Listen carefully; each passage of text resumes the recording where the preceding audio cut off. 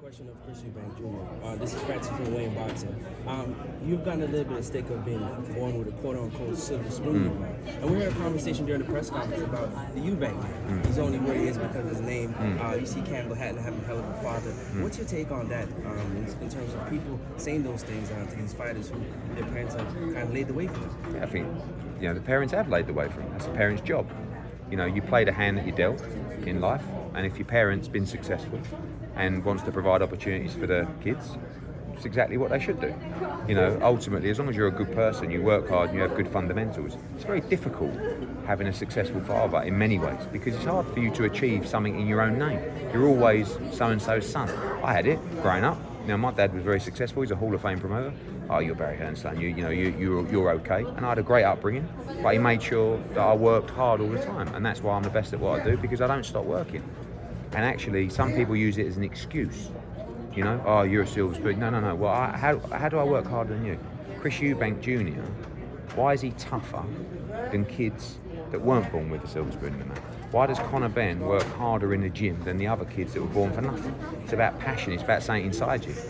And some people use it as an excuse to say, yeah, well, he was given a leg up. No, maybe he's just tougher than you. So I think that in life, you don't moan, you play the hand you're dealt. Those people, me, got a good hand, but sometimes have to overcome different kind of challenges, and that is, those guys will always live in their father's footsteps until they're good enough to outperform them. And that's very difficult to do when you have a very successful, in some cases, legendary father.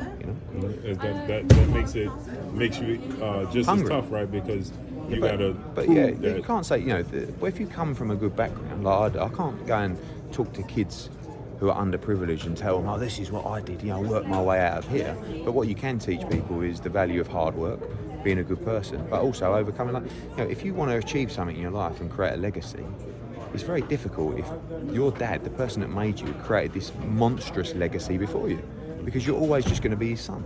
So that's the challenge to those people, and you've got to be competitive enough. Like the whole thing with me is about beating my dad. Just last question. Can I get your thoughts on Adrien Broner's fight on the 25th? Yeah, it's wild, isn't it? I mean, who's he fighting now? He's had about 8 opponents. Williams. Last name is Williams. Is it? Yeah. Michael Williams Jr. now. Crazy. Yeah. But you think he's a big time player at 140 still? Who? Not really. Broner? Who knows? I mean, I don't know. But look, one thing is he's getting paid, so congratulations to him. And I like Adrien Broner. I think he's a character, but no idea about the fight and no idea how he'll look. Probably not very good. But I'll tell you one thing. I remember watching Adrien Broner when we had Gavin Rees against him in Atlantic City. It was about 10 years ago. When he was 135 pounds, Adrien Broner was an unbelievable fighter. One of the best fighters I've ever seen live. What do you feel like with BOK Prime coming into the sport of boxing? What do I feel? What? BOK BOK Prime. Prime. Dude, any new platform that's spending money, giving opportunity for fighters is a good thing.